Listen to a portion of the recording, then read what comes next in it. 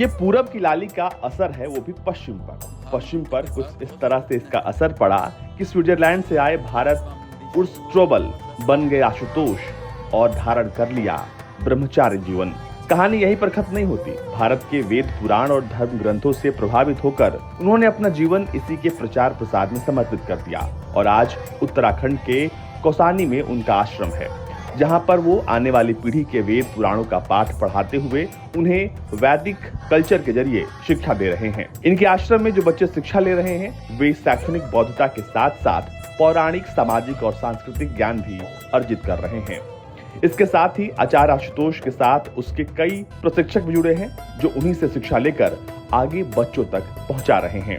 अल्मोड़ा से 52 किलोमीटर आगे अनामय वैदिक आश्रम कौसानी के पास है। जब आप इस आश्रम में कदम रखते हैं तब ऐसा लगता है कि मानो किसी ऐसे गुरुकुल में है जो वैदिक काल का है। यहाँ पर आपको चारों दिशाओं में 4 वेदों के पाठ सुनाई पड़ते हैं, जिससे आपके कदम थिरक उठेंगे। ये आश्रम किसी गुरुकुल से कम नहीं है, क्योंकि यहाँ अनुशासन, नियम, संस्कार, संस्कृति, स्वाध्याय ही इसके परिचायक हैं। यहाँ के बच्चे वेद पुराण और धर्म ग्रंथों का नियमित रूप से पाठ करते हैं और इसलिए इस आश्रम में माता पिता अपने बच्चों को दूर दूर से भेजते हैं।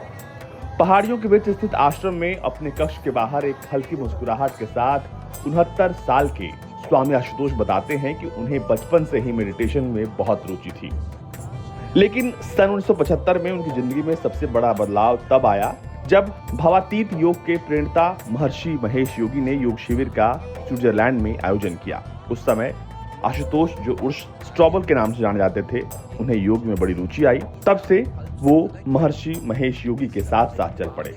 इसके साथ ही उन्होंने भारतीय संस्कृति को जानने की उनकी लालसा बढ़ गई और उसके बाद उन्होंने महर्षि योगी से आग्रह किया कि वो उन्हें अपना शिष्य बना लें। आशुतोष ने धीरे धीरे गीता, वेद पुराण और दूसरे ग्रंथों का अध्ययन शुरू कर दिया। उसी वक्त उन्होंने तय कर लिया कि वे आजीवन ब्रह्मचार्य का व्रत करेंगे। फिर क्या था, स्विट्जरलैंड से केमिस्ट की नौकरी और पढ़ाई छोड़कर वो भारत आने का मन बना चुके थे। साल 1997 में वो भारत आए और उत्तराखंड के कौसानी में आकर वेद विद्यापीठ की नींव डाली।